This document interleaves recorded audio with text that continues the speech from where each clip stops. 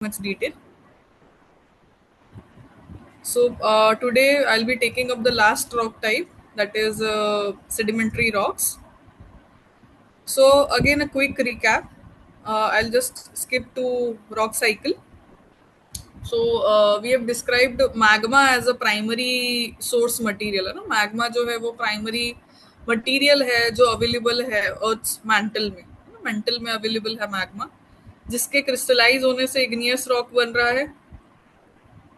Okay फिर वही igneous rock अगर इरोजन और डिपोजिशन के थ्रू चेंज हो रहा है तो उसको हम सेडिमेंट्री रॉक बोल रहे हैं. Okay sedimentary rock I will also tell you the nomenclature कि उसका नाम सेडिमेंट्री रॉक कैसे हुआ. फिर वही इग्नियस या सेडिमेंट्री रॉक जब टेम्परेचर और प्रेशर के कांटेक्ट में आ रहे हैं तो उससे बन रहा है आपका metamorphic rock. Okay so this is a normal let's say pathway of rock cycle. Now as and when we have discussed के ऐसा जरूरी नहीं है कि यही सीक्वेंस फॉलो हो, है ना. इग्नियस के बाद सेडिमेंट्री और सेडिमेंट्री के बाद मेटामॉर्फिक. मेटामॉर्फिक से वापस you can see this arrow melting होके वापस इग्नियस भी बन सकता है. ओके इग्नियस से अगर टेम्परेचर और प्रेशर का रोल आए तो वापस वो मेटामॉर्फिक भी बन सकता है. मेटामॉर्फिक अगर इरोड या डिपॉजिट हो तो वो सेडिमेंट्री बन सकता है. Okay so this cycle can go and take place in any manner. Okay like everything is not fixed in nature, it all depends on what is the dominant process, okay, that is going on, and on the basis of it we are having the rock type. Okay so I'll be just discussing the primary characteristics, okay, for the sedimentary rocks. So we can see why these rocks are called as sedimentary rocks. Okay so the term sedimentary, it is, let's say, made up of two words. Okay you can see the word sediment over here. Okay sediment क्या है? जो इरोड होके, जो deposit होके जो चीज बन रही है ना, उसको हम सेडिमेंट बोल रहे हैं.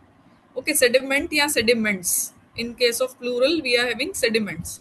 सो सब सेडिमेंट्स बन के फिर क्या बना रहे हैं? एक रॉक बना रहे हैं.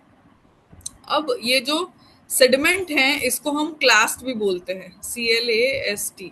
क्लास्ट मतलब कुछ नहीं, टुकड़ा एक, है ना, कि जो इरोजन हो रहा है, वेदरिंग हो रहा है, उससे क्या हो रहा है कि पूरा आउटक्रॉप है वो छोटे छोटे पीसेस में ब्रेक हो रहा है. अब वही छोटे छोटे पीसेस आगे या तो रिवर ले जा रही है उनको, या हवा ले जा रही है अपने साथ, और वही छोटे छोटे पीसेस रोल हो रहे हैं और ये एरोड हो गए, अब वो ट्रांसपोर्ट होंगे और फिर कहीं जाके डिपॉजिट हो रहे हैं. ओके तो ये जो रॉक्स है इनमें क्या होते हैं? क्लास्ट होते हैं. ठीक है, इसीलिए हम इसको क्या बोल रहे हैं? क्लास्टिक रॉक्स बोल रहे हैं, है ना. सेडिमेंट्री रॉक्स को एक कैटेगरी है, उसको हम क्लास्टिक रॉक्स भी बोलते हैं, जो किससे बने होते हैं? ब्रोकन फ्रैगमेंट से. फ्रैगमेंट्स मतलब वही क्लास्ट और वही सेडिमेंट्स. ओके अब ये मटेरियल्स क्या होंगे? बहुत ही लूज और अनकंसोलिडेटेड होंगे, है ना. कि सेडिमेंट्री रॉक जो है कैसे बन रहा है? तो सेडिमेंट से बन रहा है. अब सेडिमेंट क्या है? लूज और अनकंसोलिडेटेड है. अब इन पे जब थोड़ा सा सीमेंटिंग मटेरियल आएगा, again that is by nature only. Okay तो फिर ये रॉक्स बाइंड हो जाएंगे. ओके और बाइंड होके फिर पूरा रॉक बनाएंगे जिसको हम बोलेंगे सेडिमेंट्री रॉक. अब इनमें क्या हो रहा है कि एक प्रोमिनेंट फीचर प्रेजेंट है जिसको हम बोलते हैं स्ट्रैटिफिकेशन. ओके अब you can imagine a situation जिसमें क्या हो रहा है कि सेडिमेंट्स आ रहे हैं और लेट से पानी एक सेडिमेंट्स को ला रहा है और डिपॉजिट कर रहा है इस ऑर्डर में. ठीक है, पानी का एक्टिविटी यहाँ खत्म हो गया. अब वापस दूसरा वेव आ रहा है, वापस वो कुछ कुछ सेडिमेंट्स को ला रहा है और वापस एक सीक्वेंस में डिपॉजिट कर रहा है.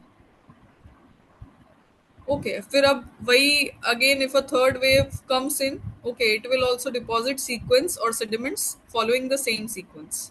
Okay so as you will see the outcrop, है ना, तुम फील्ड में देखोगे, तुम आउटक्रॉप में देखोगे तो तुम्हें क्या दिखेगा? एक प्रॉपर ऐसा लेयरिंग दिखेगा sedimentary rocks. Okay that layering, it is nothing but the stratification. Okay it is indicative of deposition from water on air और इन द सी और ऑन लैंड, है ना, कि पानी आया, पानी ने ऐसे इसी सीक्वेंस में सेडिमेंट्स को डिपॉजिट किया है. Okay so these were the primary characteristics. We'll see these primary characteristics in details now. Okay any doubts till this? No ma'am. Ma'am No. एक Yeah. क्वेश्चन था. हाँ हाँ बोलिए. एक लेयर आता है तो उसके हाँ. ऊपर फिर दूसरा लेयर लेके आता है, तो हम्म. उसमें वो जॉइंट होता है, उसमें कुछ गैप क्या रहता है? जॉइंट रहता है मतलब एक लेयर के ऊपर दूसरा लेयर आ गया तो वो मिक्स होता हाँ, है या उसमें कनेक्ट होता है या जॉइंट्स रहता है, मतलब कैसा एक रहता है लेयर आ गया, वो जो। वो उसकी एक कैरेक्टरिस्टिक्स हो गई, उसने एक एक क्या बोलते हैं, एक लेयर में सेडिमेंट्स को डिपॉजिट कर दिया, ठीक है। यस। अब ये लेयर का ऑलरेडी काम हो गया, ऐसा नहीं है कि उसके ऊपर जो दूसरी लेयर है वो, ऐसा भी हो सकता है कि तुरंत ही आ गई। तो क्या होगा, ये वाला जो सेडिमेंट पहले डिपॉजिट हुआ था वो वॉश भी हो सकता है, कि चला ही गया है वो भी, क्योंकि ओके। इंटेंसिटी भी डिपेंड करती है कि वेव जो पहले आई थी और वेव जो बाद में आ रही है वो इससे कम इंटेंसिटी वाली है या इससे ज्यादा इंटेंसिटी वाली। I've okay, just posted a picture. I mean, that basically shows the layering. Just a minute. Is that correct?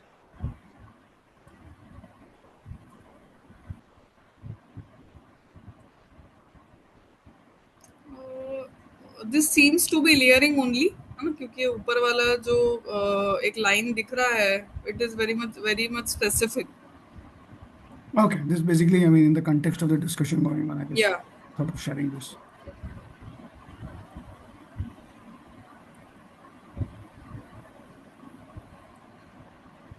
Okay, so I be now starting with processes of formation, है ना, कि जो सेडिमेंट्री रॉक्स है वो बन कैसे रहे हैं। So we are having this 4 processes, okay, जिसमें से सबसे पहला प्रोसेस है या सबसे पहला स्टेप है उस प्रोसेस का, in that we are having weathering and erosion of the pre-existing rocks. Okay, now here pre-existing rock में कुछ भी हो सकता है, वो igneous भी हो सकते हैं, या फिर वो metamorphic भी हो सकते हैं, या वो sedimentary खुद भी हो सकते हैं, है ना। उनका क्या हो रहा है, process is important, that is weathering and erosion.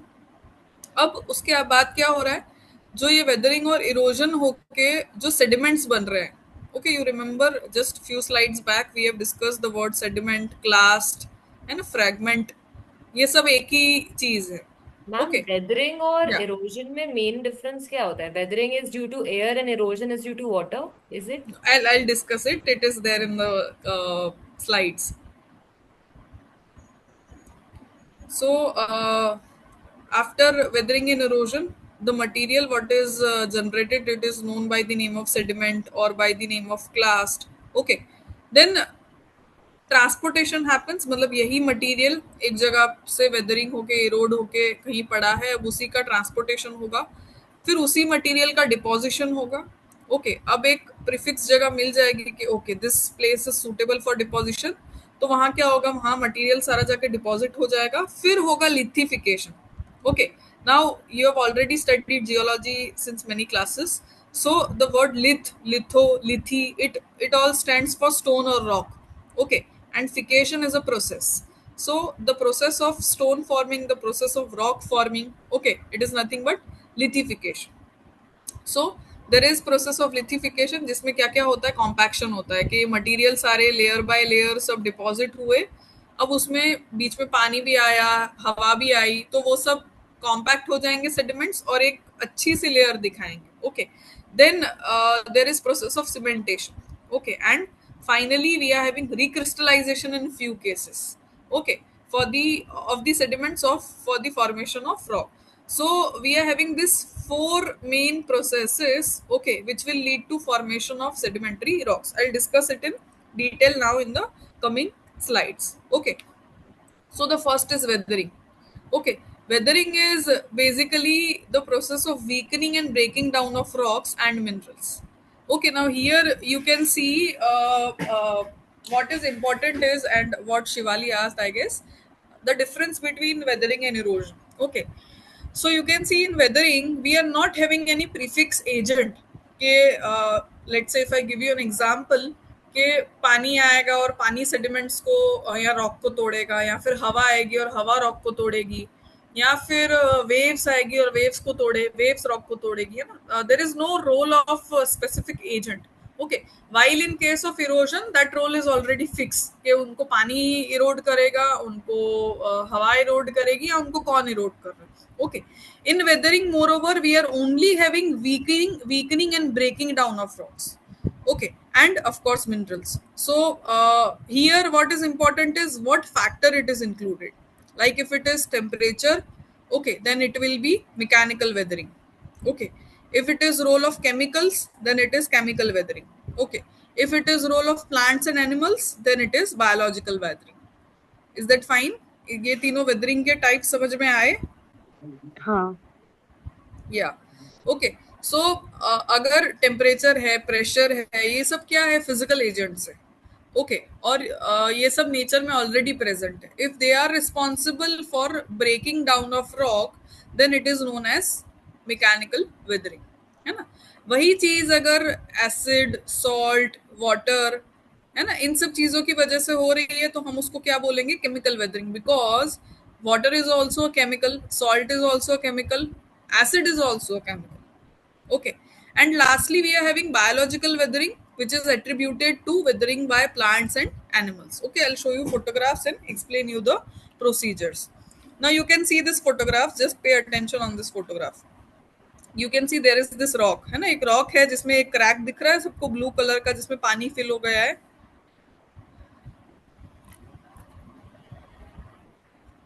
Is it visible? Yes. ये पूरा या Yes. ग्रे कलर का पूरा रॉक है. Yes, yes, ma'am. या एक क्रैक था. Okay and eventually that crack it is filled by water. Okay अब क्या होगा? ओवर टाइम अगर वाटर उसमें रहता है वैसा ही. ओके और ये समझो तुम जो पूरा फिनोमेना है ये ग्लेशियल एनवायरनमेंट में हो रहा है. ग्लेशियल मतलब कहाँ? जहाँ पे आइस होता है पूरा या स्नो होता है. ओके वहां पे ऐसा रॉक है और वहां पे ये फिनोमेना हो रहा है कि क्रैक है और क्रैक में वाटर फिल हो गया है. अब क्या होगा? वहां पे आइस पूरा बन जाएगा इस पानी वाली जगह पे. Okay and over time ice will recrystallise, है ना. वाटर के कंपैरिजन में आइस का वॉल्यूम ज्यादा है. Okay so what ice will do, let's say the water will freeze and it will expand the और volume will be expanded. Okay and you can also see the crack, कि crack का जो size है वो इसमें कम है और इसमें बहुत ज्यादा है. Okay, and over time what will happen? Due to this activity of water or ice, this rock, it is broke apart into two pieces. Is it visible? Yes. Yes. Okay, so as this is due to you can say temperature, है ना. Temperature का ही role है इसमें पूरा, कि पहले पानी liquid form में था, वो क्रैक्स में जाके बैठता है. अब टेम्परेचर अगर कम हो जाए तो क्या होगा? वो आइस बन जाएगा. Okay and over time ice will increase the volume. Okay and it will be responsible for breaking apart of the rock. Okay so this is freeze and thaw cycle. Okay मतलब क्या हो रहा है? पानी जो है वो पहले ऐसे ही था, अब वो आइस बन जा रहा है तो फ्रीज हो जा रहा है. ओके और फिर वापस वो थॉ हो रहा है. Okay so rock is breaking into pieces. So this is an example of physical और mechanical weathering, है ना. कि mechanical weathering मतलब क्या है? physical agents या तो फिर water, temperature, pressure, ये सब चीजें responsible है. ओके सो यू कैन सी अगर ग्लेशियल एनवायरनमेंट में या फिर स्नो वाली जहाँ भी प्लेसेस है वहां पे जो वेदरिंग होता है वो ऐसे होता है. Okay then we are having second example. Yeah, you can see this photograph as well. Okay, again of similar type के रेन दिखाया है और फिर रॉक है, रॉक में जॉइंट्स हैं, है ना. And you can see accumulation of rain water. Rain water यहाँ पे एक्यूमुलेट हो रहा है. Okay over time it is getting converted to ice, है ना. And you can also see the increase in size of the joints. पहले joints कितने थे इस वाले फोटो में देखो, और यहाँ वाले फोटो में वो कितना इंक्रीज हो रहा है उनका साइज. Ma'am Okay. परमाफ्रॉस्ट भी ऐसे ही बनता है क्या? हाँ, similar procedure. Okay, so you can see an illustration of how ice or frost may act on existing fractures to break rock apart. Okay, so you can also see this. Let's say rock, it is broke apart into several pieces. तुम्हें दिख रहा है ये पूरा rock पहले एक ही होगा. Okay, और अब देखो उसमें कितने सारे fractures आ गए हैं, and that rock it is broke, let's say from multiple places. Is it visible? Yes. Yes. Okay, so this is an example of physical weathering. Again, second example. Okay, what is on account of again temperature only. Okay, now it is there at all the places, but in desert it is more observed. Okay, because let's say desertic places are let's say characterized by hot daytime temperatures and cool night time temperatures, है ना. Desert ले लो या फिर सी शोर ले लो, है ना. वहां क्या होता है कि दिन में टेम्परेचर बहुत ज्यादा होता है और रात में टेम्परेचर एकदम उसका उल्टा हो जाता है. Okay Now, let's say it is also affecting the mineral arrangement and the type of rock what is there. Okay, so when this wild swing of temperature takes place repeatedly over a long period of time, rocks will eventually crumble and flake. है ना, rocks में ऐसा layering एक develop हो जाता है, जैसा हम ऑनियन स्किन वेदरिंग भी बोलते हैं इसको। ओके, जैसा हम ऑनियन की स्किन पील करते हैं ना, एक बार लेयर बाय लेयर हमें सब चीजें दिखती है, तो वैसे ही ये रॉक्स भी वैसे ही वेदर होते हैं, layer by layer. Okay, so this is also called as exfoliation. This is also on account of temperature only. And third, we are having, yeah, you can see exfoliation, what is observed in granites. Okay, you can see large slabs of granite, और फिर उसका देखो edges अभी टूट गए हैं और वो अलग अलग एकदम ब्लॉक्स के फॉर्म में ही मिल रहा है। Okay, and you can see in this photograph as well. दिख रहा है ये वाले फोटोग्राफ में, पहले ये सब उसके प्रोमिनेंट जॉइंट प्लेन्स होंगे, वहां से वो रॉक हाँ ब्रेक हुआ है, और फिर अभी एक एक वो जो जॉइंट का पार्ट है उसमें वो एक्सफोलिएशन दिखा रहा है। Okay, likewise it is also visible in this part. Okay, so this is an example of exfoliation. Then third is of course abrasion. So it is a type of physical weathering in which constant exposure to friction from wind, water or ice, है ना। अब क्या हो रहा है, ये पानी के कांटेक्ट में या हवा के कांटेक्ट में ज्यादा टाइम तक अगर ये सेडिमेंट्स रहते हैं, तो ओवर टाइम क्या होगा, जैसे पानी भी ये सेडिमेंट्स के ऊपर बहुत टाइम से अगर पास होगा, तो इनका ये सेडिमेंट्स की जो सरफेस है उसको बहुत ही स्मूथ बना देगा। ओके, यू कैन सी थोड़ा सा शाइनी अपीयरेंस भी दे रहा है, स्मूथ अपीयरेंस। अगर तुम बीच पे जाओ तो तुम्हें ऐसे पेबल्स देखने मिलेंगे। Okay, so abrasion is again a type of weathering only, है ना। वेदरिंग हम क्यों बोल रहे हैं, क्योंकि रॉक्स को ये तोड़ रहा है ना, रॉक्स को ये वेदर कर रहा है, इसीलिए हम इसको वेदरिंग बोल रहे हैं। ओके, मतलब ये सो जो पेबल्स होते हैं मैम, जो हाँ जनरली रिवर फ्रंट वगैरह पे मिलते हैं, पहाड़ों पे हाँ जो पेबल्स मिलते हाँ, हैं, ये सब मतलब काफी सारी जो रॉक्स है उसको ब्रेक होके ओवर द टाइम यस ये फॉर्म होते हैं। yes, okay, and eventually you can also find, or you can also let's say work on it to find कि ये जो rock है ये कहाँ से आया होगा, कौन सी basin का होगा, कितना पुराना होगा। You can perform all these proxies on this single pebble, single rock also. हाँ okay. Yeah, okay, so you can see this is on account of abrasion, like this Ma'am, three are, हाँ, yes, yes, Kunal has raised a hand. oh, okay, Kunal. yes, Yes. हाँ ma'am, सो ये जो colours हैं अलग अलग दिख रहे हैं, तो ये हमें हाँ, अलग अलग मिनरल्स के बारे में ही बताते हैं। मिनरल्स रॉक्स बेसिकली, कि ये जो हाँ अब मतलब ये जो कैरेक्टरिस्टिक है, this is particularly of a river, है ना, कि रिवर इतना रिवर करके अपने साथ इतने सारे पेबल्स लाइए। Okay, now if you just trace the origin of river, like अगर तुम एक सिंपलेस्ट गंगा रिवर का चलो हम एग्जांपल लेते हैं। सो गंगा रिवर ओरिजिनेट कहाँ करती है, और वो कितने स्टेट से, कितने सिटीज से या कितने रॉक टाइप से पास होके फिर वो जाके बे ऑफ बंगाल में मिलती है। True, okay, so yes, let's say whole of its journey जब वो अलग अलग टेरेन से पास होती है ना, वो वाटर इतना गशिंग फोर्स में होता है कि वो कुछ रॉक्स को तोड़ेगा, कुछ रॉक्स को अपने साथ ले जाएगा, डिपेंडिंग ऑन द इंटेंसिटी। अगर पानी बहुत ज्यादा फोर्स में है तो बड़े बड़े पेबल्स को अपने साथ लेके जाएगा, है ना।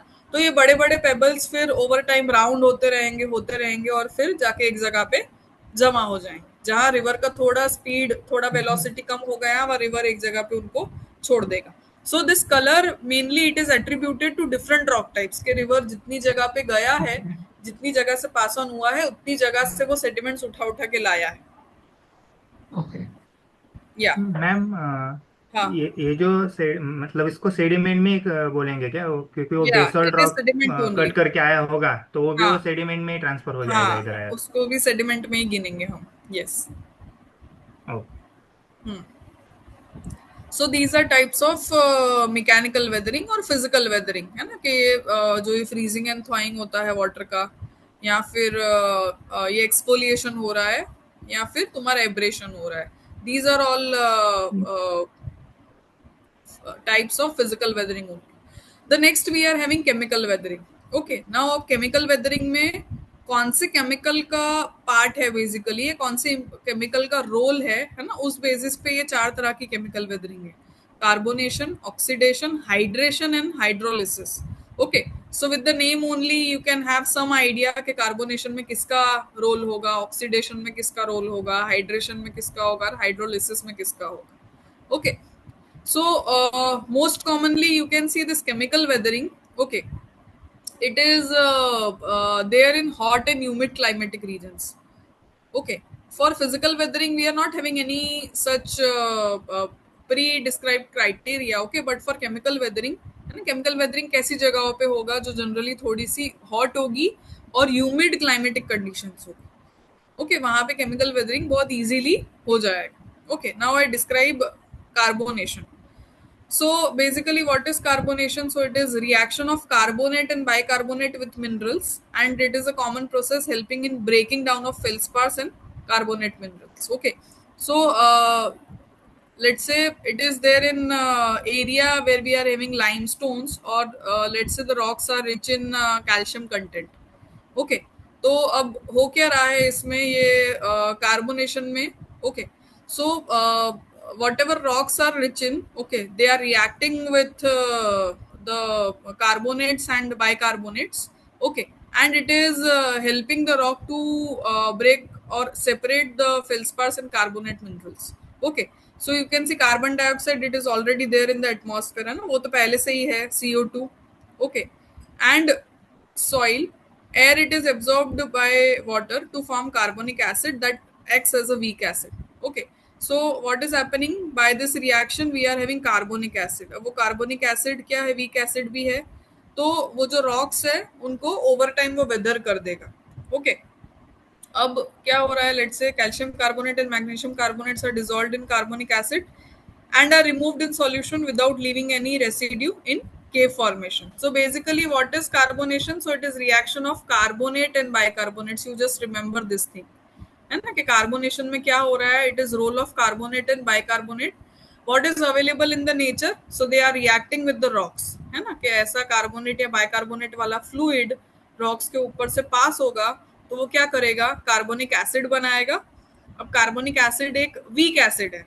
ओके, तो वो एसिड क्या करेगा, रॉक्स को ब्रेक करने में नेचर की मदद करेगा। Okay, then we are having second procedure, what is called as oxidation. So oxidation by name only we can understand कि क्या हो रहा है उसमें, ऑक्सीजन का एक इंपॉर्टेंट रोल है। Okay, so oxygen when it reacts with let's say rock, है ना, रॉक में भी कुछ ऐसे मिनरल्स होते हैं जिनका ऑक्सीजन की तरफ एफिनिटी होता है। Okay, that they easily react with oxygen. If I give you a simple example, it is iron. Okay, iron very easily reacts with oxygen. Okay, and it let's say leads to formation of rust, है ना, rust समझते हो तुम लोग, जंग जो लग जाती है हाँ, है जंग ना, लगा था। नॉर्मल, हाँ, नॉर्मल आयरन Yes. के कुछ हमारे पास लेट्स से चीजें ही होती है, उस पर जंग लग जाती है ना। तो रॉक्स में भी जब आयरन होता है, ओके, तो ऑक्सीजन तो उसके साथ भी रिएक्ट करेगा और क्या बनाएगा, जंग बनाएगा। वहां पे जंग हमें, हैंडपंप से हाँ, जब पानी हैंडपंप, निकालते तो उससे निकलता है रस्ट होता है। उस, या दैट इज ट्रू। सो अब रॉक्स में तुम्हें जंग इजीली नहीं इतना दिखेगी, है ना, जैसे हमें चीजों के ऊपर जंग लग जाती है तो दिख जाता है, लेकिन रॉक्स का कलर चेंज हो जाएगा, है ना, रस्ट क्या करेगा, रॉक्स का कलर चेंज कर देगा, और आयरन ऑक्साइड जो है वो रॉक्स को वीक बना देगा, है ना, जैसे जंग जो है वो जो हमारा मटेरियल होता है उसको वीक बना देती है, वैसे ही ये आयरन ऑक्साइड होगा। ओके, और आयरन ऑक्साइड क्या करेगा, वो रॉक को वीक बना देगा, है ना, so that the weathered region become more susceptible to breakage, है ना, और वो रॉक को तुम तोड़ोगे तो वो इजीली ब्रेक हो जाएगा। Okay, so in this photograph you can see the iron in limonite, it is oxidized. Okay, ये जो पूरा रॉक है इसका ओरिजिनल कलर ये नहीं था, है ना, इसका ओरिजिनल कलर रेड था। सैंडस्टोन है तो ये पूरा क्या था, रेड कलर का सैंडस्टोन था। अब तुम देखो इसमें ये येलो कलर के पैचेस दिख रहे हैं तुम्हें जगह जगह पे, is it visible, patchy patchy yellow colour का सब दिख रहा है। Yes. Yes, okay, so that is on account of weathering, के वेदरिंग हुआ उससे रस्ट फॉर्म हुआ, है ना, रस्ट मतलब आयरन ऑक्साइड। ओके, अब आयरन ऑक्साइड ने क्या किया, ये पूरे रॉक का ही कलर चेंज कर दिया। ये रॉक पहले रेड कलर का था, लेकिन अब इसके पार्ट्स में क्या दिख रहा है, हमें येलो कलर दिख रहा है। ओके, तो अब मैं अगर इस रॉक को तोड़ूंगी तो वो बहुत ही इजीली टूट जाएगा, because that is on account of oxidation and it is a type of chemical weathering. Okay, then Poonam, third we are having, yeah, Poonam, Ajay want to say something. उसने yes, yes. hand raise किया है. Ajay, please. Ma'am हम जो basalt इधर western घाट में basalt बारिश होने की वजह से बेसॉल्ट से लैटराइट तैयार होता है, तो हाँ, वो लैटराइट वेदरिंग इसी प्रोसेस से होता है क्या? उसमें लैटराइट आयरन ज्यादा वेदरिंग, होने की वजह से। हाँ, प्रोसेस सिमिलर ही है, वो भी वेदरिंग का ही प्रोडक्ट है ऐसा। उसमें थोड़ा और भी एक्टिविटी है, but let's main procedure it is same only. Okay. Actually मेरा है ना स्क्रीन शेयर किया हुआ है, तो आप लोगों को कुछ भी डाउट्स हो तो you don't raise hands and you can just ask me directly. मुझे यहाँ से मतलब पता नहीं चल रहा है कि किसी ने हैंड रेज किया है या ओके क्या। Okay ma'am. या ma'am just do me that just ऐसा फेवर, या फील होता है कि यू आर ब्रेकिंग योर अजय जो टोन, मतलब आपको बीच में ब्रेक करना ऐसा अच्छा नहीं लगता, डिस्टर्ब इसलिए वी होता आर है क्योंकि आप गिविंग द हैंड। बात नहीं नहीं करते नहीं हैं। नहीं, हाँ, नो आप इश्यूज, एक्सप्लेन करती हैं एक फ्लो में। I am all okay with that.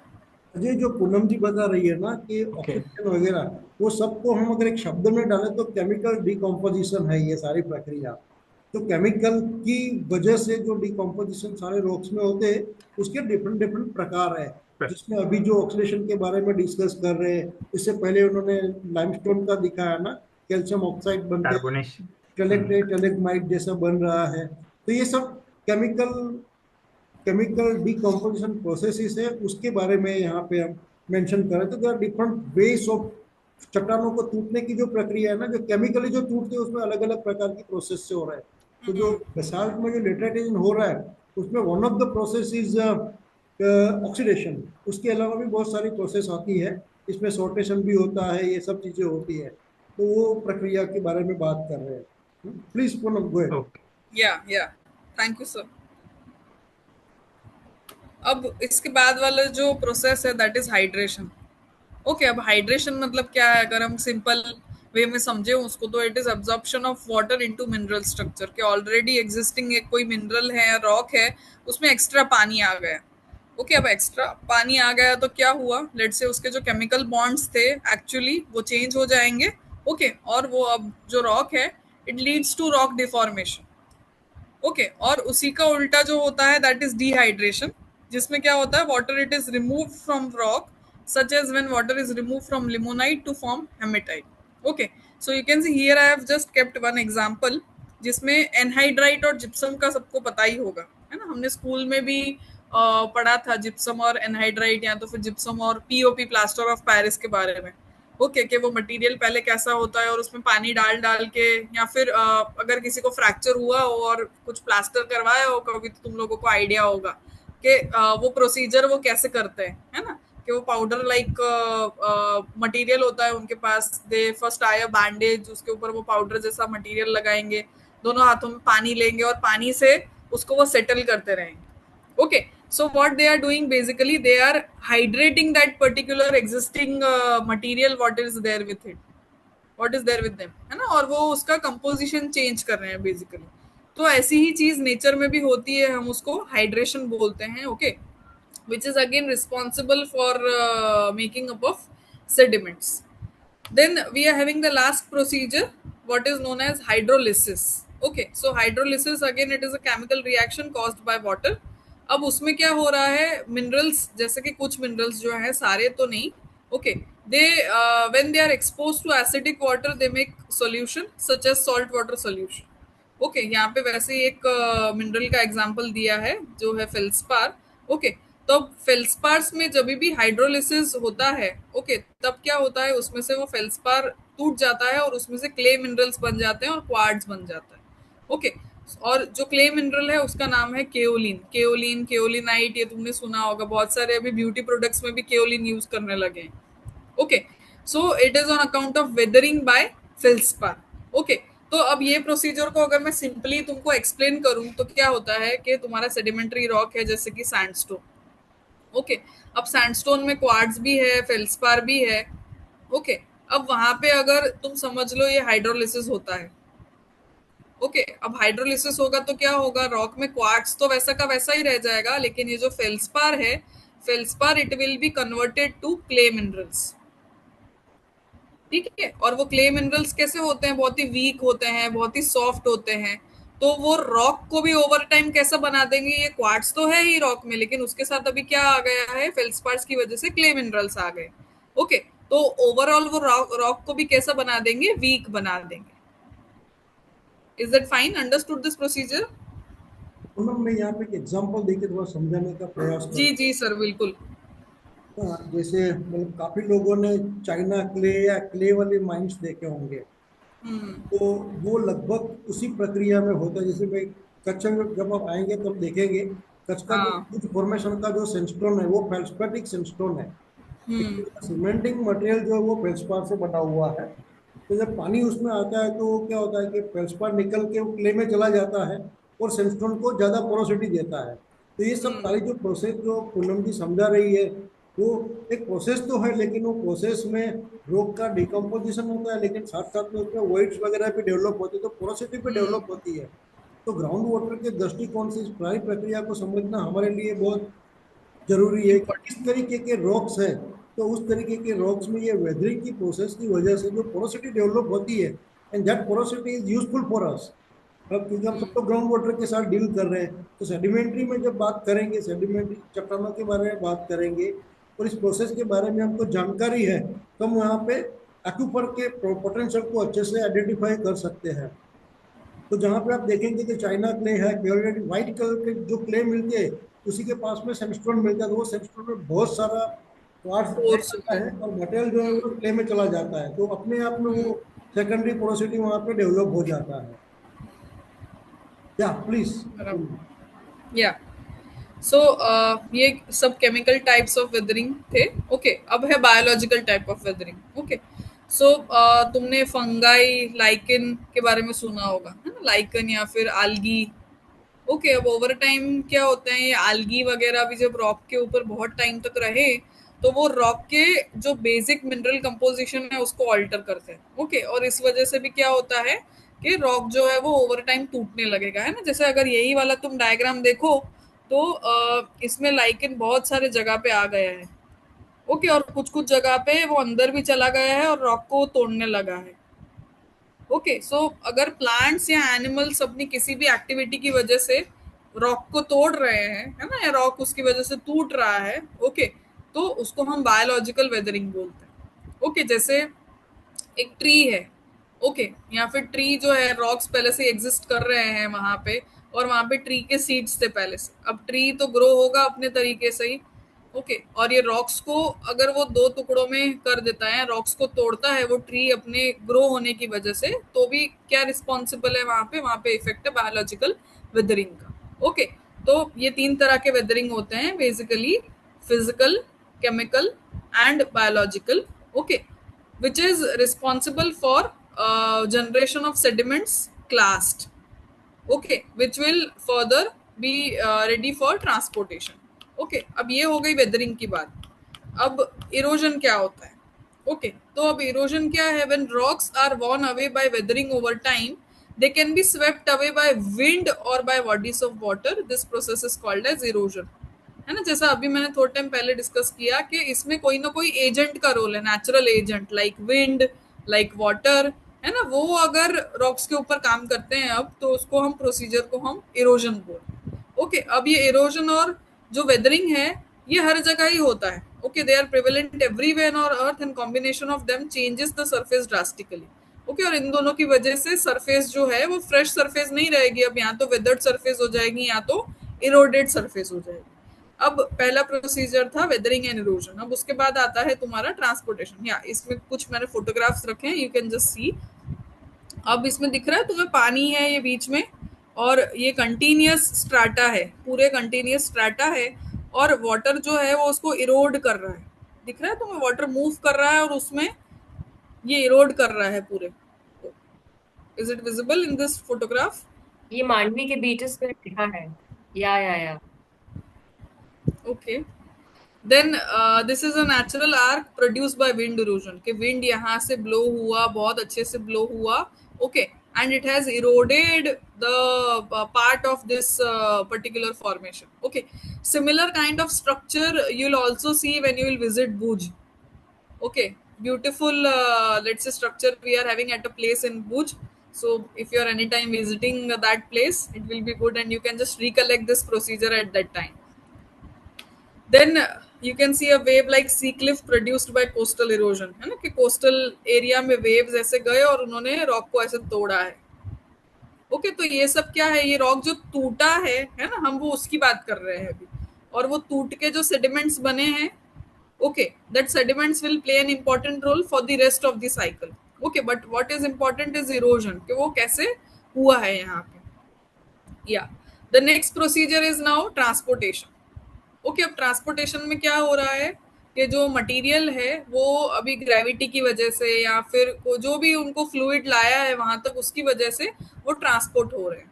Okay, अब ट्रांसपोर्ट करने में 4 मेन प्रोसीजर्स है. या तो उनको विंड ट्रांसपोर्ट करेगी, ओके, या तो फिर उनको रिवर ट्रांसपोर्ट करेगी, जैसे फ्लोइंग वाटर हो गया, ओके, या तो फिर उनको वेव्स और करंट्स ट्रांसफर करेंगे, ओके, ट्रांसपोर्ट करेंगे वेव्स और current in the case of sea, you can see beach, है ना, ऐसी जगहों पे नियर शोर एनवायरमेंट्स में उनको कौन ट्रांसपोर्ट करेगा, वेव्स और करंट्स. और लास्ट एक हो गया glacier.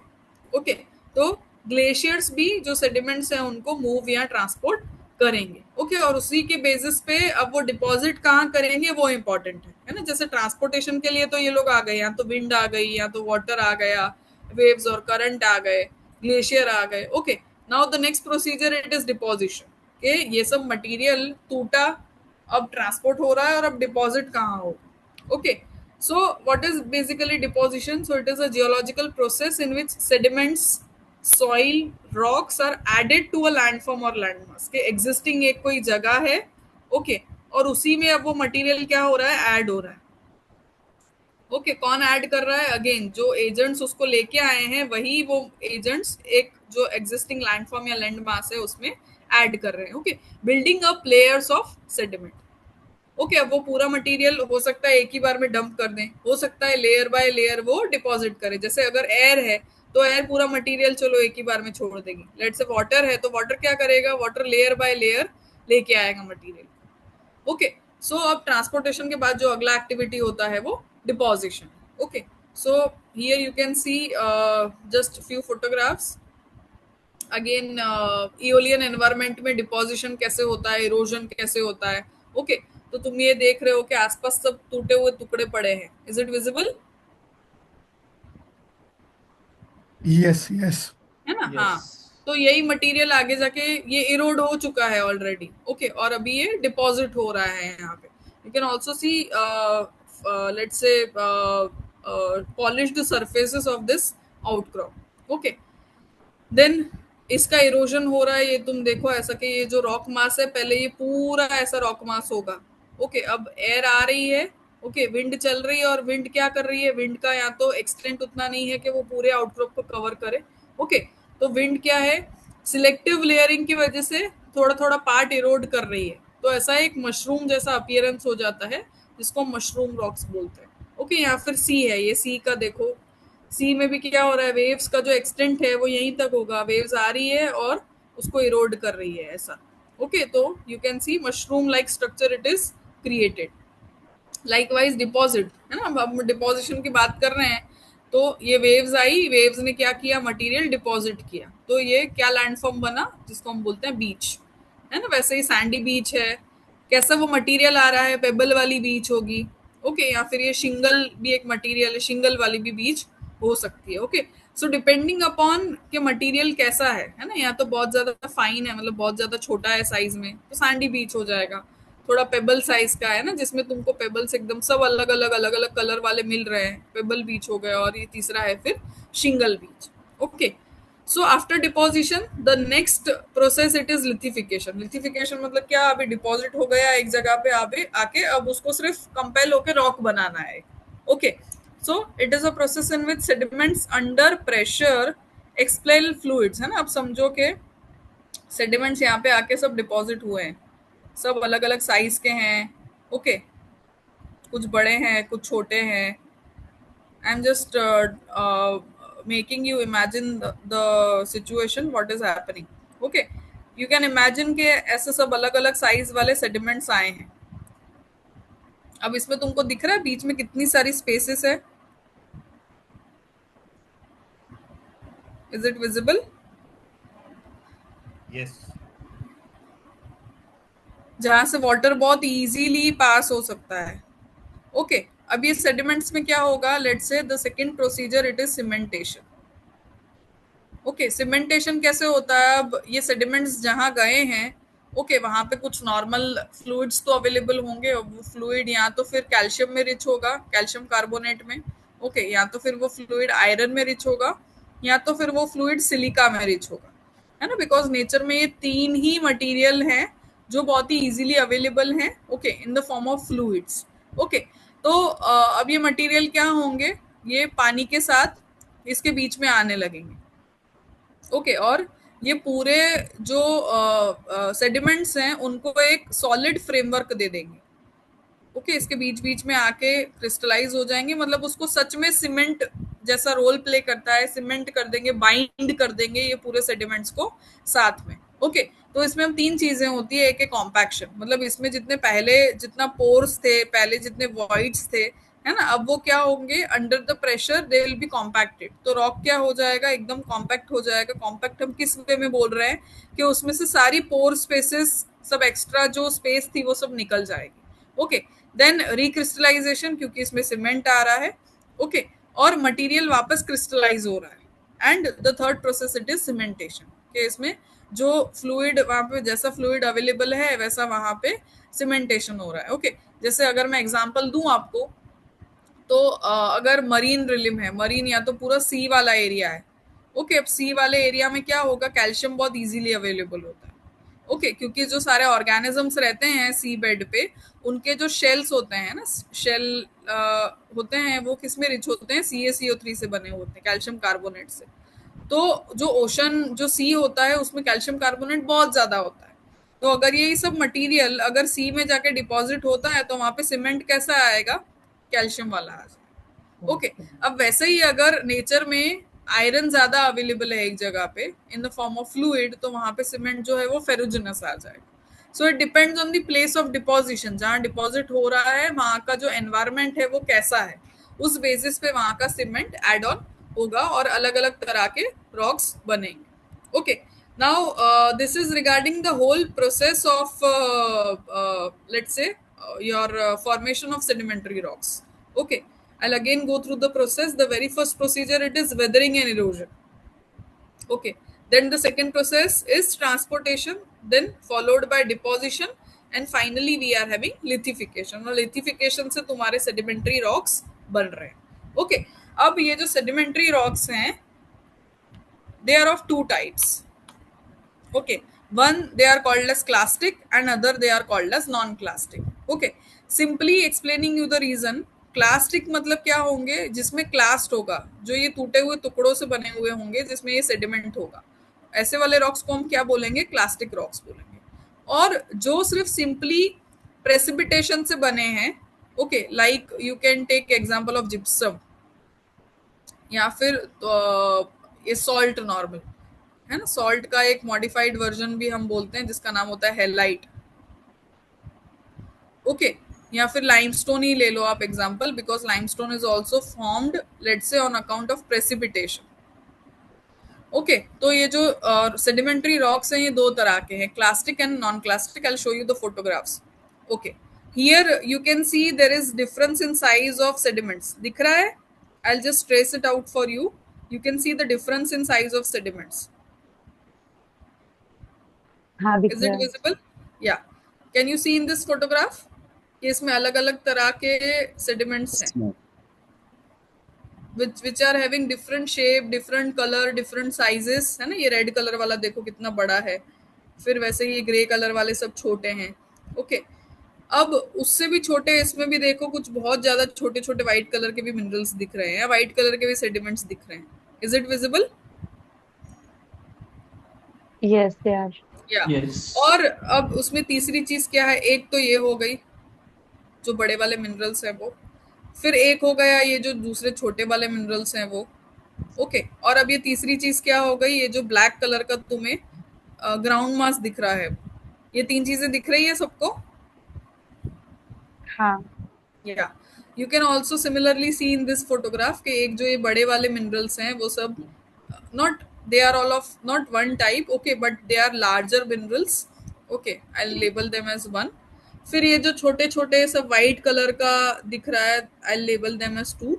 whereas the overall red coloration of the rock, I'll label it as 3. Okay, now these three things, they are known by these names. Okay, you can see the very first what I just marked was grain, है ना, grain या तो sediment या तो clast. अब जो दूसरी छोटी चीज जो मैंने मार्क की थी, छोटे छोटे mineral, it is known by the name of matrix. Okay, कि वो क्या कर रहे हैं, जो ऑलरेडी अवेलेबल तुम्हारा रॉक है ना, रॉक में इतने ही ग्रेन्स हैं, और उसके यही वाले ग्रेन्स जब आपस में टकराएंगे तो उसमें से भी थोड़े छोटे छोटे पार्टिकल्स निकलेंगे जिसको हम मैट्रिक्स बोलते हैं। ओके, कि ये रॉक्स जब ये सेडिमेंट्स जब आए और सेडिमेंट्स जब डिपॉजिट हो रहे थे, ओके, या फिर कॉम्पैक्शन हुआ तो अब वो भी मटेरियल आपस में टकराएगा। ओके, टकराएगा तो क्या होगा, थोड़ा फ्रिक्शन होगा, थोड़ा मटेरियल इसमें से टूटा, थोड़ा मटेरियल उसमें से टूटा, which is responsible for generation of matrix. और जो तीसरी चीज आ रही है that is cement. Okay, now you can see there was once existing pores, है ना, कि ये जो सीमेंट है, सीमेंट की जगह पे पहले क्या था, ये वाला मटेरियल तो पूरा खाली ही था। सीमेंट क्या है, बाद में आया है। Are you able to understand कि पहले क्या था, सिर्फ ग्रेन्स हाँ, वो थे गैप और फिलिंग जैसा। हाँ, गैप फिलिंग जैसा, एग्जैक्टली। ओके, कि पहले सिर्फ ग्रेन्स थे और मैट्रिक्स था, और जो पूरी स्पेस है, ओके, इन अ वे जो पूरा पोरस नेचर था रॉक का, वो किसने ऑक्यूपाई किया है, सीमेंट ने ऑक्यूपाई किया है। Okay, so in a way I can also say, as far as your groundwater is concerned, okay, cement is indicative of porosity, है ना। पोरोसिटी किस तरीके से वो बता रहा है, क्योंकि रॉक पहले अगर सीमेंट नहीं होता तो रॉक उतना पोरस होता। ओके, और जितना ज्यादा सीमेंट है उतना ज्यादा वो पोरस है in a way. Okay, you can also see this is a thin section image, है ना, कि सैंडस्टोन जैसा थिन सेक्शन में दिखता है, तो ये तुम बड़े बड़े ग्रेन्स ट्रेस कर पाओगे, which are framework grains. Okay, तो मतलब फिर ये सीमेंट है मैट्रिक्स, तो वो पोरस है ऐसा? हाँ, मतलब सीमेंट है मतलब पोरोसिटी है उसमें। ओके, तो वो मतलब सीमेंट उसको स्टक नहीं वीक करेगा? बना, सीमेंट उसको, सॉरी, मतलब सीमेंट अगर है तो उसके अंदर पोरोसिटी ज्यादा है, क्योंकि मतलब ऐसा नहीं होगा कि वो बंद हो गया है, मतलब ऐसा नहीं होगा ना? हाँ हाँ, वो बंद हो गया है अभी, लेकिन सीमेंट का इंडिकेशन क्या है, कि सीमेंट है तो वो क्या इंडिकेट कर रहा है, तो वो पोरोसिटी इंडिकेट कर रहा है एक कि समय रॉक उतना में पोरस है ऐसा। एक समय में ये सारे जो ग्रेन थे उसके बीच में छिद्र हुआ करते थे, वो छिद्र अभी सीमेंट से पहले मतलब वो हो गए। पहले पोरस होगा, लेकिन अभी वो पोरस नहीं है, मतलब वो इंडिकेशन है कि वो पोरोसिटी वाला था, लेकिन अभी नहीं है, ऐसा? सुनो सुनो सुनीता, पहले बात सुन लो, मैं जो हाँ। बताना चाहता हूँ। सबसे पहले ग्रेन हुए, ग्रेन एक जगह पे इकट्ठा हुए, तब वो लूज थे। लूज ग्रेन को जब बाइंडिंग मटेरियल मिला in the form of cement, तो सब बंध गए सीमेंट से, तब जाके वो सेडिमेंट्री रॉक बन गया। जब वो लूज था तो लूज फॉर्मेशन था, अभी वो सेकेंडरी रॉक बना, सेडिमेंट्री रॉक बना, जो सीमेंट से बंधा हुआ था। मतलब पूनम जी का कहने का मतलब ये कि जब वो ग्रेन था, तब ग्रेन के बीच में जितने भी छेद थे, वो सारे छेद में सीमेंट आ गया। तो वो पहले एक जमाने में पोरोसिटी था, वो पोरोसिटी अभी ब्लॉक हो गया लिथिफिकेशन की प्रोसेस की वजह से, जब वो चट्टान बन गया। अब यहाँ पे जो बन रहा है कि एक ग्रेन है और दूसरा सीमेंट है, दोनों के बीच में कुछ जगह है, हाँ, दोनों के बीच में ऐसा वीक पॉइंट्स है जहाँ पे पानी जाएगा तो फिर अगेन वहां से वो पोरोसिटी बन सकता है, वो बताने का प्रयास कर रहे हैं। तो मतलब अगर मान लो पूरा सीमेंट निकल गया तो उतना पूरा पोरोसिटी वहां पे हो सकता है। ठीक है, अंडरस्टूड। या सो मैम, अब, हाँ, यस, तो मैम हमने जो प्लूटोनिक रॉक्स भी देखा था, इग्नियस वाला, जिसमें भी बहुत कॉम्पोजिशन बहुत कॉम्पैक्ट थी, बिकॉज मिनरल्स भी सिग्निफिकेंट थे, तो ये बहुत वैसे सिमिलर लग रहा है, because just colours are different, but no no no थोड़ा नो बहुत नो, या, सिमिलर लग रहा है। तो हाँ, I'll just मतलब वो स्लाइड clarify. लेके ही पता चलेगा या कैसे? कि जो तुम्हारा इग्नियस रॉक्स होते हैं उसमें इंटरलॉकिंग होता है ना, उसमें मिनरल्स जो हैं वो एक दूसरे से लॉक होते हैं, there is no virtually space between them. Okay, और इसमें क्या हो रहा है, इसमें तो बहुत ज्यादा स्पेस है, इसमें पहले से ही स्पेस है, पोर्स है। ओके, ये अभी ये जो सब लेटर ऑन फिलिंग मटेरियल आया है कि जो ग्रेन्स और मैट्रिक्स थे वो पहले से थे और उसमें बाद में सीमेंट है। दूसरा जो इग्नियस रॉक जो थे उसमें ज्यादातर क्रिस्टल्स थे, उसका रेगुलर शेप होता है। अब यहाँ पे आप देखेंगे तो ये वेदरिंग इरोजन की वजह से जो Irregular ग्रेन जो था जब टूटा था तब वो शार्प एजिस हो सकता है, बट ट्रांसपोर्टेशन होने के बाद उसमें जो जो वेदरिंग होता है तो उसका शेप जो है वो एंगुलर से राउंडेड शेप होता है। तो कोई ग्रेन है वो एंगुलर है, कोई Okay. राउंडेड है, तो अलग अलग शेप अलग अलग साइज की वजह से उसके अंदर पोरोसिटी है। जैसे मान लो कि एक बोतल आपने लिया जिसमें आपने वो टेनिस बॉल डाल दिया, फिर वो मार्बल्स डाल दिए, फिर कोई छोटे छोटे ग्रेन डाल दिया, फिर पत्थर के टुकड़े डाल दिए, सब मिला के कैसा स्ट्रक्चर देगा, सेडिमेंट्री रॉक। हाँ, और जो क्रिस्टल्स है जो जैसे आप Okay. क्रिस्टल को एक दूसरे के साथ आप करोगे तो एकदम इंटरलॉक हो जाएगा। जैसे फ्लोर पे टाइल्स लगाते कैसे इंटरलॉकिंग कर देते हैं, तो that kind of process happens in the igneous rock formation. जबकि यहाँ पे क्या है कि वेरी साइज के, वेरी शेप के जो ग्रेन से वो ग्रेन आते हैं उसको फिर सीमेंटेड करना पड़ता है। तो जैसे आप वो 1 to 4 का जो फ्लोरिंग करते हैं ना, या मतलब 15 सेंटीमीटर का 15 mm का जो एग्रीगेट लेके करते हैं सेंटर, वो सब तरीके का मिक्सचर हो जाता है यहाँ पे। Okay. Yeah. Thank you. या सो that is it in clastic rocks. That इसमें 3 कंपोनेंट होते हैं, एक होता है ग्रेन, एक होता है मैट्रिक्स और ये होता है एक होता है porosity. Now the gist of telling you all the story है ना, कि इसमें ये 3 चीजें होती है। The main is let's say porosity over here, कि पोरोसिटी किस वजह से होती है, तो सब सीमेंट की वजह से पोरोसिटी होती है।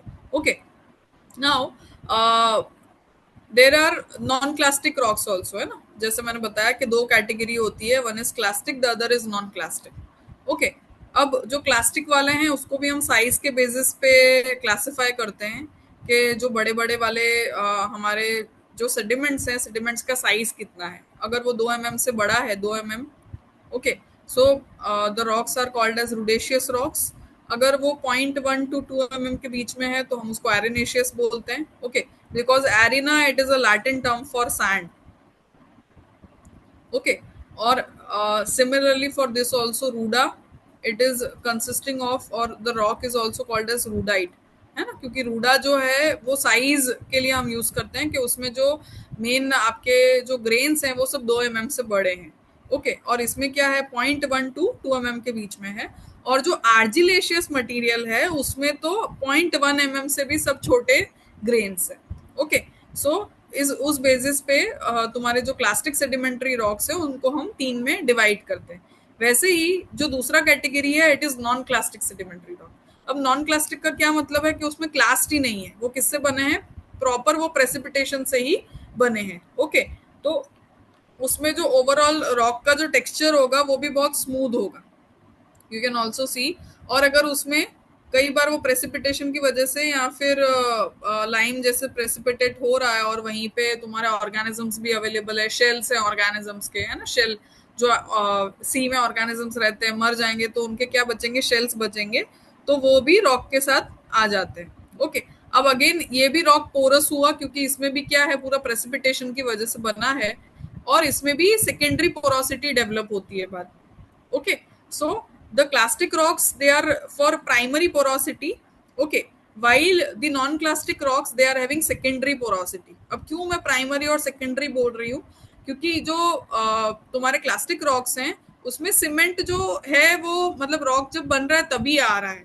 ओके, तो सीमेंट जैसे कि तभी आया है इसलिए हम उसको प्राइमरी पोरोसिटी बोल रहे हैं।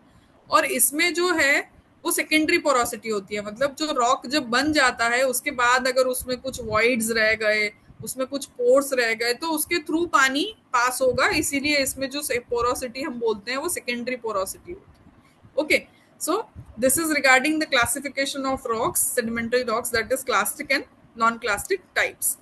Now the final thing is your sedimentary structure. Okay, doubt है, एक हाँ हाँ डाउट है, हाँ, जैसे बोलिए कि बोलिए। हमने अभी प्रोसेस समझी कि वेदरिंग होता है, डिपोजिशन होता है, तो क्लास्टिक में वो क्लियरली दिखता है क्योंकि वो मतलब लेयर्स होती हैं काफी सारी। हम्म हम्म नॉन क्लास्टिक में भी वो पूरी प्रोसेस फॉलो होती है वेदरिंग, ना, क्योंकि मैं इसको फोटो देख के नो जैसे नो ये नो, पूरा एक हाँ, क्लिस्टर एक पूरा वन सिंगल रॉक लग रहा है, तो मुझे समझ नहीं आ रहा कि इसमें वेदरिंग और इरोजन कैसे हुआ होगा। true. Now that weathering, erosion, that whole process, it is for clastic rocks only. है ना, जो हमने वो 4 प्रोसेसेस पढ़े, weathering, erosion, transportation, deposition and finally lithification, it is for clastic rocks only, क्योंकि उसी में क्लास्ट है ना, इसमें क्लास्ट ही नहीं है। अब इसमें क्या हो रहा है, सिर्फ प्रेसिपिटेशन की वजह से ही तुम्हारा मटेरियल आ रहा है। जैसे तुम समझो कि सी है, सी में अब क्या है, कैल्शियम कार्बोनेट बहुत ज्यादा है। ओके, यहाँ कैल्शियम और कार्बोनेट का अमाउंट बहुत ज्यादा है, तो वही प्रेसिपिटेट हो रहा है और उसी से पूरा रॉक बन रहा है, जिसका अब एक ही मटेरियल है, एक ही मटेरियल को रॉक बनाना है तो तुम देखोगे कि वो स्मूथ टेक्सचर वाला मटेरियल होगा। ओके, अब वहीं अगर तुम देखो कि कुछ वहां पे एनिमल्स थे, वो एनिमल्स रह रहे हैं, एनिमल्स अब मर गए, तो उनके शेल्स अवेलेबल हैं। ओके, तो समटाइम इट हैपन्स कि ये जो शेल्स हैं ये भी ये प्रेसिपिटेटेड मटेरियल के साथ आ जाते हैं। ओके, तो उसको हम फॉसिलिफेरस लाइमस्टोन बोलते हैं, क्योंकि उसमें फॉसिल्स हैं ये सब। ओके, तो इनका इसीलिए मैंने बोला कि it is attributed to secondary porosity, या and this is mainly due to water, mainly मतलब ड्यू टू, हाँ, activity in sea, in marine environment. Shivali, जैसे ओके। पूनम जी ने जो डिकम्पोजिशन वाली बात बताई थी ना, आपका वेदरिंग का सवाल था, तो उसी मेंशन में कैल्शियम कार्बोनेट निकलता है, तो जब इस चट्टान में से कैल्शियम कार्बोनेट निकल जाएगा तो उसमें नए नए छेद बनने शुरू हो जाएंगे।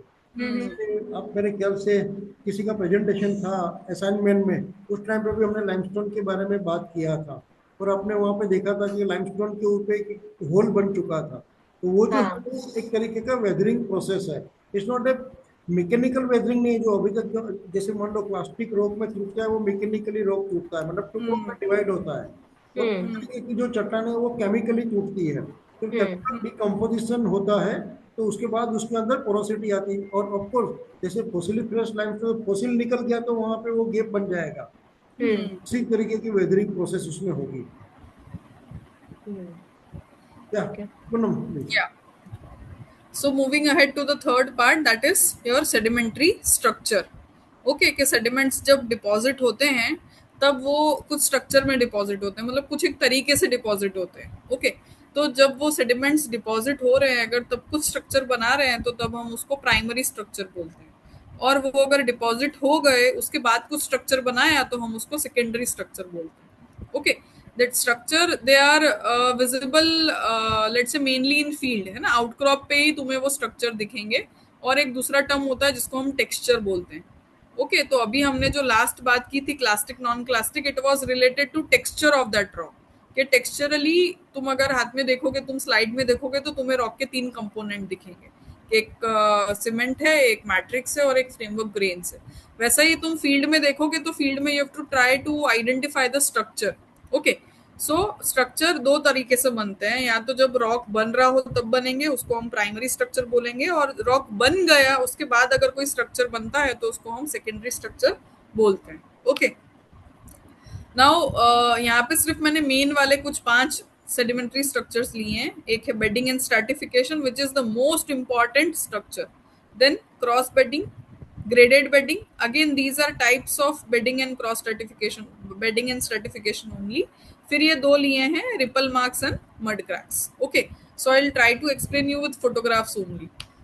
So you can see there is prominent layering in this rock.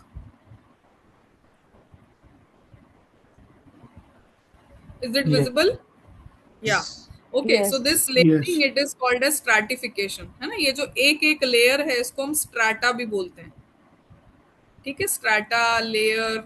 Okay, now it depend कि इसको कौन सा एजेंट लाया है, but again the mechanism is same, that उसको लेयर बाय लेयर वो डिपॉजिट हुआ होगा, है ना। ये डिपॉजिशन के वक्त ही प्रोसेस हुआ होगा, ऐसा तो नहीं है कि डिपॉजिशन के बाद ऐसा लेयरिंग बन गई, है ना। डिपॉजिट हो रहा था तभी ही ये पहले एक लेयर आई, फिर दूसरी layer I. Okay, that is how you can also C difference in thickness of layer, कि अगर यहाँ इस वाले फोटोग्राफ में तुम व्हाइट वाली लेयर देखो तो बहुत ही पतली पतली है, और वैसे ही अगर तुम ये थोड़ी येलो कलर वाली लेयर देखो तो ये मोटी है, ये ग्रे कलर वाली उससे थोड़ी कम मोटी है. Are you able to see this variation in thickness? Yes. Yeah. Okay. Yes. Ma'am So on the basis of let's say the thickness, the stratification it is of two types, है ना. या तो हम उसको बेड बोलते हैं या तो हम उसको लैमिना बोलते हैं. ओके. बेड हम कब बोलेंगे? जब वो जो थिकनेस है वो 1 सेंटीमीटर से ज्यादा हो. ओके. और लैमिना कब बोलेंगे? जब वो जो थिकनेस हो 1 सेंटीमीटर से कम. Okay. Now if you just imagine the situation with your common sense, है ना, कि 1 सेंटीमीटर से पतली पतली लेयर जो है वो बन रही है, मतलब जो लेयर बन रही है अब उसमें मटेरियल जो है वो भी उतना ही फाइन होगा, है ना, उतना ही कम साइज वाला होगा, तभी ही वो इतनी पतली लेयर बना पा रहा है. Okay. And vice versa is also true कि जो बेड है ना, बेड का थिकनेस हमने कितना बोला है? मोर देन 1 सेंटीमीटर बोला है. ओके. तो बेड बनाने के लिए जो मटेरियल है, जो सेडिमेंट है, वो साइज जो है वो उसकी बड़ी होगी. Okay. So that is there in this scenario. You can see कि ये जो फोटोग्राफ है इसमें तुम्हें क्या दिख रहा है? बेड्स दिख रहे हैं. Are you able to understand the difference between beds and lamina? Yes. है ना, कि बेड्स कब बोलेंगे हम? जब उनका थिकनेस मोर देन 1 सेंटीमीटर, ये जो एक एक लेयर है, एक एक लेयर का थिकनेस 1 सेंटीमीटर से ज्यादा होगा तब. ओके. और लैमिना कब बोलेंगे? जब उनका थिकनेस 1 सेंटीमीटर से कम होगा तो. Okay. Overall they are giving a bedded appearance, a stratified appearance, इसीलिए हम इसको बेडिंग और स्ट्रैटिफिकेशन दोनों बोलते हैं. Okay. So you can see both in this third photograph कि ये जो लेयर्स हैं पतली पतली वो भी दिख रही है और जो मोटी लेयर्स है वो भी दिख रही है. सो इन a way sedimentary rocks are bedded and stratified. Okay. Now the second structure, it is cross bedding. Okay, you can see in this photograph that there is one prominent bedding plane. ये जो मैं line draw कर रही हूँ उससे तुम देखो कि ये जो है तुम्हारी सब वो प्रोमिनेंट बेडिंग, हॉरिजॉन्टल बेडिंग हम जिसको बोलते हैं. ओके. और फिर एक जो दूसरा लेयर है वो तुमको इसके एंगल पे दिख रहा है. Is it visible? यस. कुछ ऐसे मार्किंग्स दिख रहे हैं. Okay. So this is the cross bedding. It is also called as false bedding और करंट बेडिंग. ओके.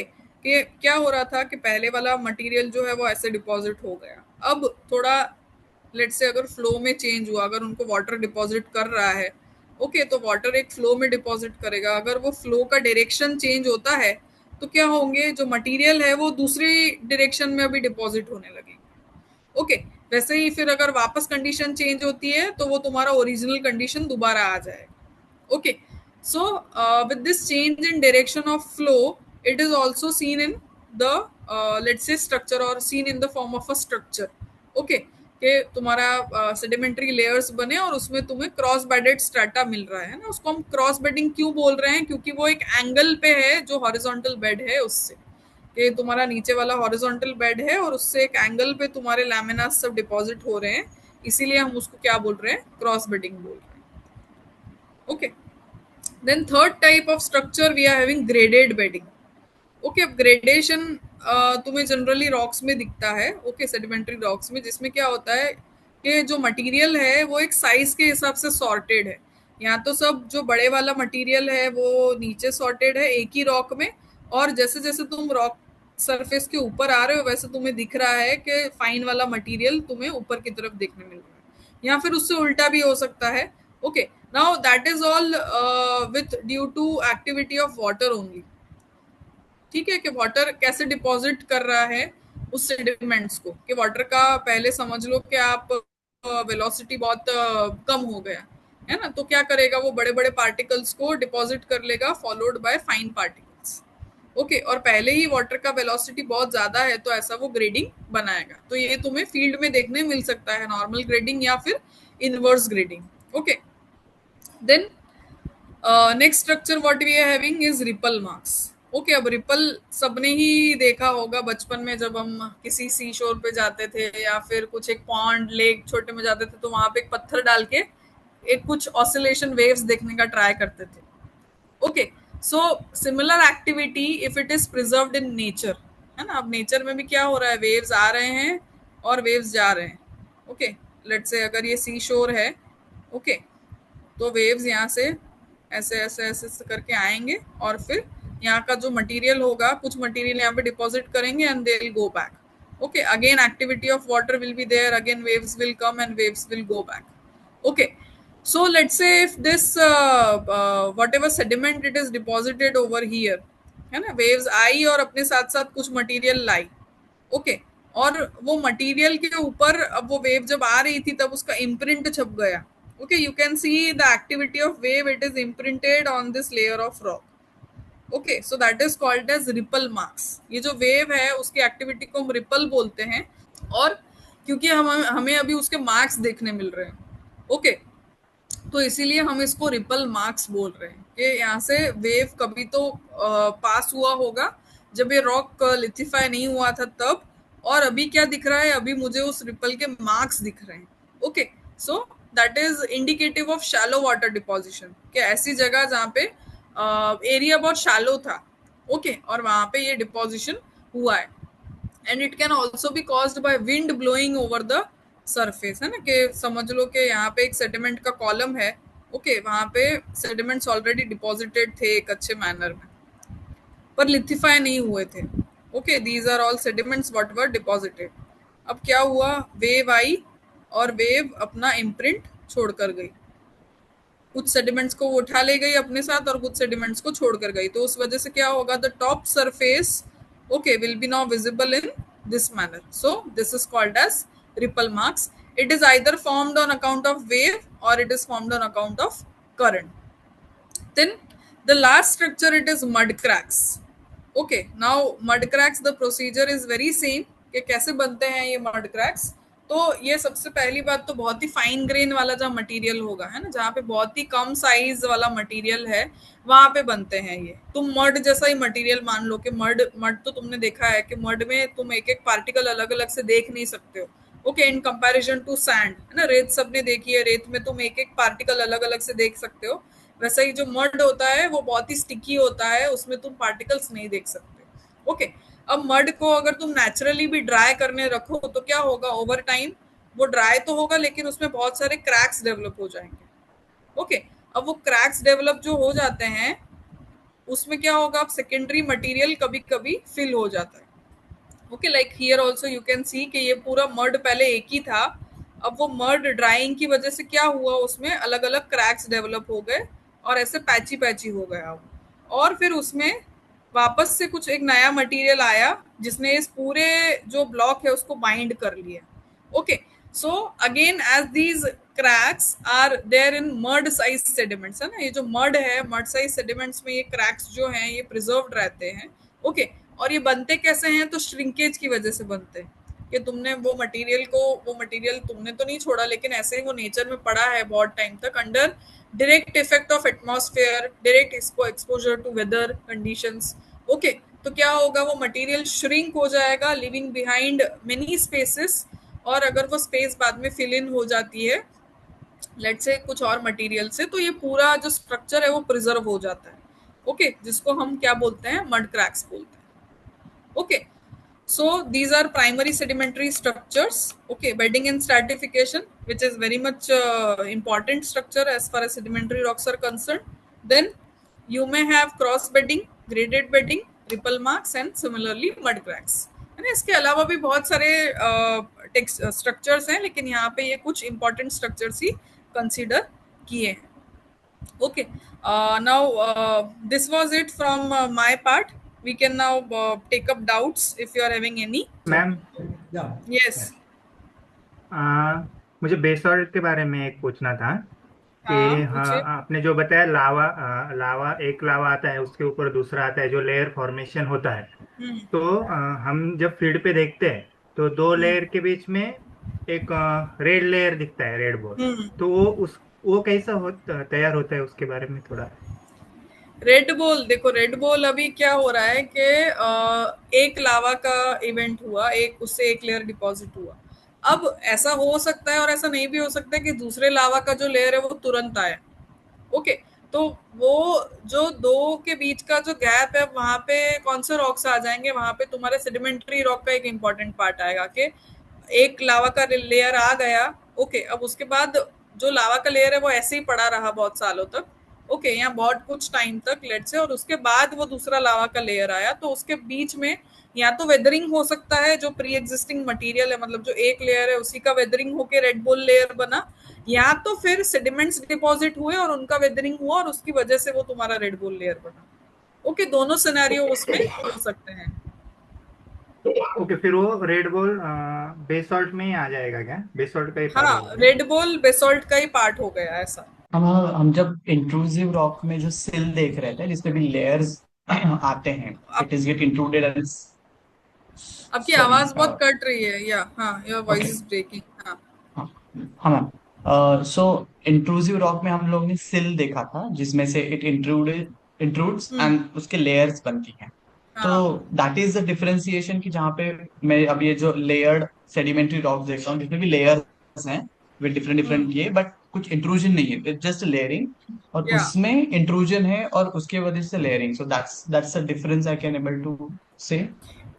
लेयरिंग वो एक्सवाइजेड मटेरियल जो पहले से मटेरियल था, लेयरिंग हम ऐसा नहीं बोल रहे कि वो इग्नियस रॉक्स का ही लेयरिंग है, वो मटेरियल सेडिमेंट्री भी हो सकता है कि सेडिमेंट्री रॉक्स थे वहां पे और वहां पे इग्नियस रॉक तुम्हारा आया। इंट्रूजन इसीलिए हम उसको बोल रहे हैं कि ओके, वो इंट्रूड कर रहा है ऐसा।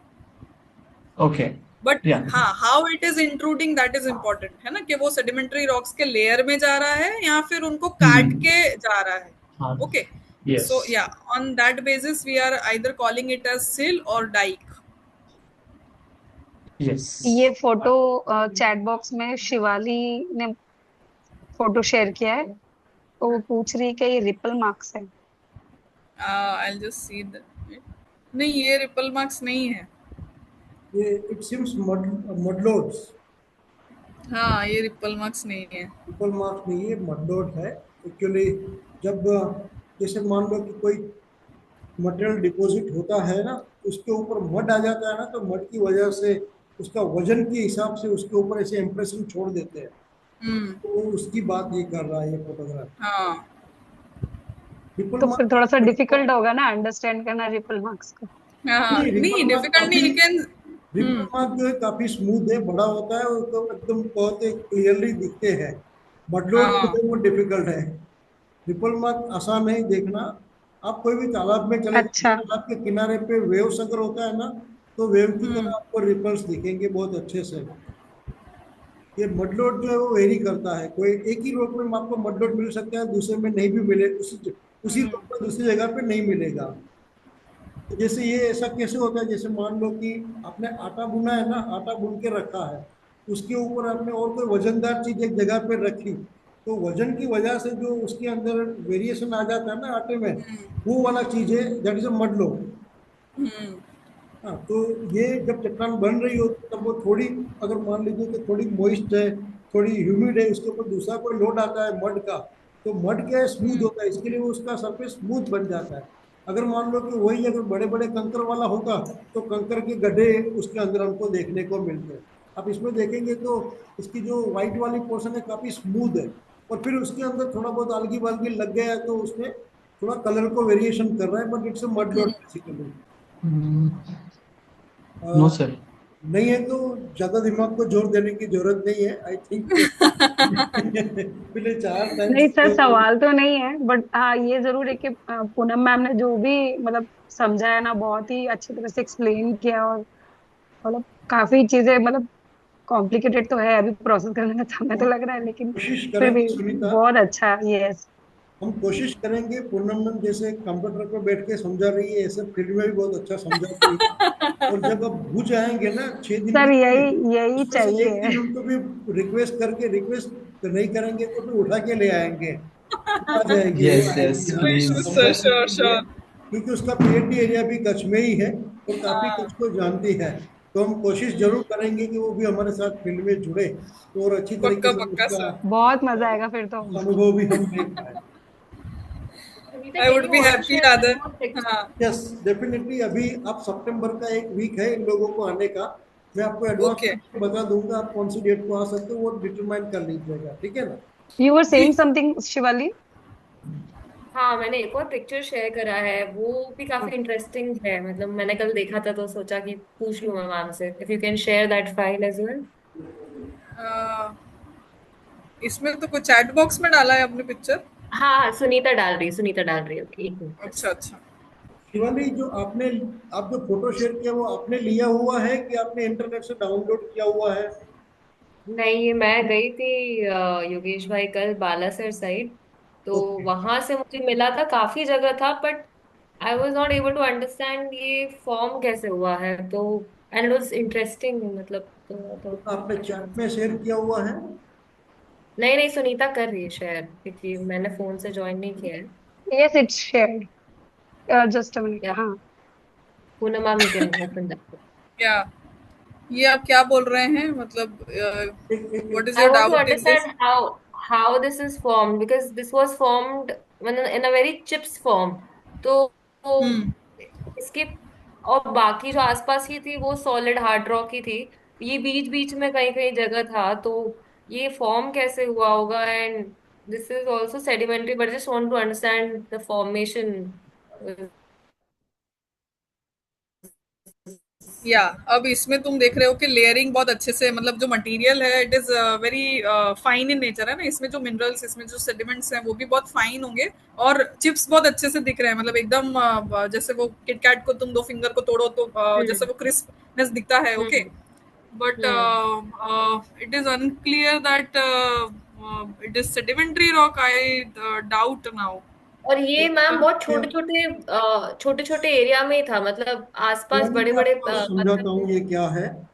हाँ। ये जो है ना, ये ग्रे वाला जो देख रहे हैं ना, वो शेल नाम की चट्टान है। ठीक। हम्म। ये जो नीचे जो ब्राउन दिख रहे हैं वो सैंडस्टोन है। तो ये कोई ऐसी जगह है जहाँ पे शेल और सैंडस्टोन के सैंडस्टोन का सीक्वेंस है। इतने इतने साइज के पत्थर आ चुके हैं, आके वहां पे लूज फॉर्मेशन की तरह डिपॉजिट हो गए हैं, और उसमें फिर वेदरिंग हो रहा है। ये कंटिन्यूस रॉक नहीं है, आप ये समझो। हाँ, ये रॉक के बड़े पेबल्स कहीं से आए हैं यहाँ पे, डिपॉजिट हुए इन द लूज फॉर्म। इसमें इसमें आप शेल का जो है, शेल यू कैन कंसीडर एक बिग ग्रेन। सैंडस्टोन एक बिग ग्रेन है। हम्म उसके आसपास आप देख रहे हो ना, ये हम्म सैंड और ग्रेवल सब, वो भी कहीं से नदी में पानी से डिपॉजिट होके यहाँ पे आए। तो सब ट्रांसपोर्टेड मटेरियल आके एक जगह पे इकट्ठा हुआ है। ये नया सेडिमेंट्री रॉक बन रहा है। तो उसमें क्या हो रहा है कि जो पुराना सेडिमेंट्री रॉक जो था, उसका वेदरिंग होके, इरोजन होके, ट्रांसपोर्ट होके यहाँ पे आ गया। यहाँ डिपॉजिट हो रहा है उस टाइम पे, उसके अंदर एक वेदरिंग की प्रोसेस चल रही है। इसलिए आपको पूरे एरिया में बहुत सारी जगह पे ऐसे ऐसे टुकड़े मिलेंगे। तो ब्रेकिंग देखने मिला होगा, हाँ। ये आउटक्रॉप नहीं है। हाँ, शेल हम्म। का आउटक्रॉप नहीं है, ये शेल का एक टुकड़ा है। वो कहीं से आके डिपॉजिट हुआ है, उसमें वेदरिंग हो रही है। मतलब simply this is the deposition, मतलब इसमें कोई भी फॉर्मेशन, ये सिर्फ डिपॉजिट, वेदर और इरोजन होके डिपॉजिट हो गया है बस एक जगह, या छोटे छोटे डिपॉजिट भी हो टुकड़े। हाँ। रहा है, डिपॉजिट भी हो रहा है, वेदरिंग भी हो रहा है। तो ये करंट प्रोसेस हो रही है यहाँ पे। तो रॉक अच्छा, आप पहले से अच्छा। पहले जो शेल है वो पहला सेडिमेंट्री रॉक है। वो मतलब जुरासिक हम्म डिपॉजिट हुआ वाला रॉक है। वो अभी यहाँ पे आया है, हम्म और क्वार्टरनरी में वो लूज फॉर्मेशन बन रहा है। हम्म और दूसरा ये भी है कि जैसे ये देख रहे हो ना आप, इसमें बहुत सारी वेरिंग साइज है। हाँ, ये मतलब हम्म ये जो आप ग्रे देख रहे हो, तो ग्रे अगर मान के चलो कि ये एक समय में एक ही ग्रेन था बहुत बड़ा, अभी उसके अंदर टुकड़े टुकड़े हो रहे हैं। तो हम्म। इस तरीके के जो अलग अलग साइज के मटेरियल जो होते हैं, कभी कभी डिपॉजिट होने के बाद एक ऐसा रॉक फॉर्मेशन बन जाता है, दैट इज कॉल्ड कॉन्ग्लोमरेट। और कॉन्ग्लोमरेट में आपका मतलब सभी मिक्स तरीके के मटेरियल आ जाते हैं, सभी मिक्स पेबल्स आ जाते टेंट हैं। से लेके पेबल तक भी आ जाएंगे।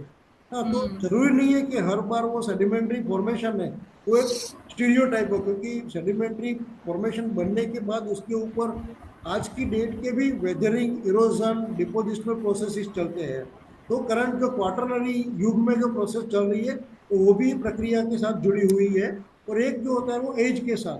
तो अभी स्ट्रेटिग्राफी, लिथोलॉजी, हिस्टोरिकल जियोलॉजी, ये सब मिक्सअप हो जाता है इसमें, जब इस तरीके के मटेरियल आप लेके आते हो। तो कभी सेडिमेंट्री की बात करें तो ये सेडिमेंट्री में करंट प्रक्रिया जो हो रही है, उसमें कुछ चट्टानें टूट के एक जगह पे आ गई है, और उसके ऊपर भी फिर से एक लेवल का वेदरिंग हो रहा है।